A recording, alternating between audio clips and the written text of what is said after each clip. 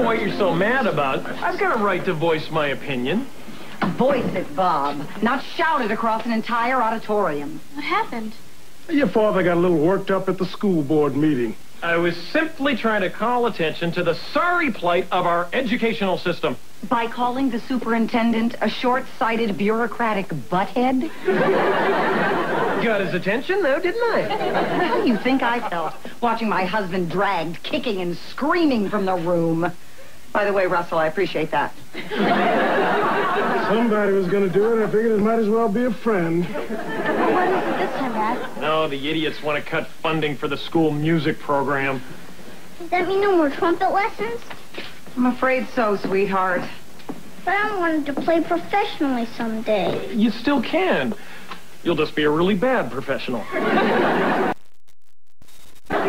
Don't worry, maybe someday we'll be able to afford private lessons. Yeah, aboard our private jet. Honey, why don't you go upstairs, get ready for bed? I'll be up in a little while. Okay. Poor kid. Where are our priorities in this country? In cost-cutting and budget balancing, it seems. Yes, but at the expense of our kids, of the arts, of the very part of our culture that separates us from the apes and Billy Ray Cyrus fans?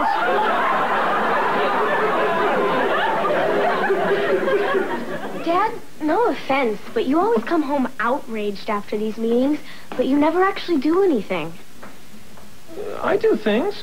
I bought one of those junior achievement candy bars you were selling last semester. Remember, Russell? I brought it into work.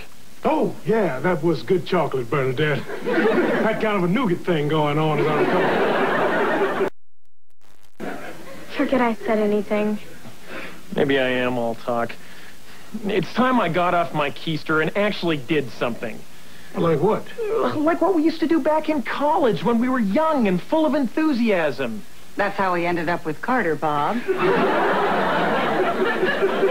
Oh, no. Don't you remember what our big goal was back then? Yeah, and that's how you ended up with Carter.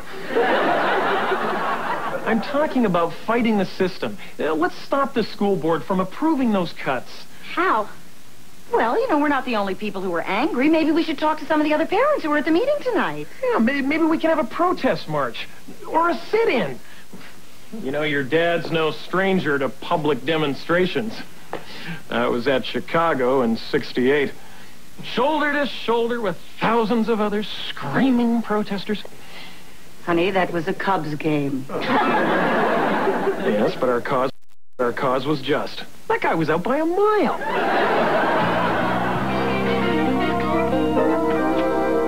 Got a second, Arthur? For you, Moody? That's about all I have. Look, I know you're anxious to get back to your Where's Waldo book. But they're trying to cut the music program at my kid's school. I'm circulating a petition to have it restored. Why, Moody, I'm impressed with your initiative. Not to mention your dedication to America's youth. We're the future, you know. Yes, but until that dark day comes, be a good little camper and sign this. No can do. Why not? I make it a policy not to attach my name to anything controversial. What's controversial about a kid's music program? Nothing. Yet. But what if one of those little brats writes a song about cop killing and I'm on record as having supported him? You ever think of that? Arthur, no one's ever thought of that. Look. If there's anything else I can do, say, buy a box of peanut brittle, let me know. As long as there's no paper trail. Dear Arthur, I wish I had known that before I signed you up for that fun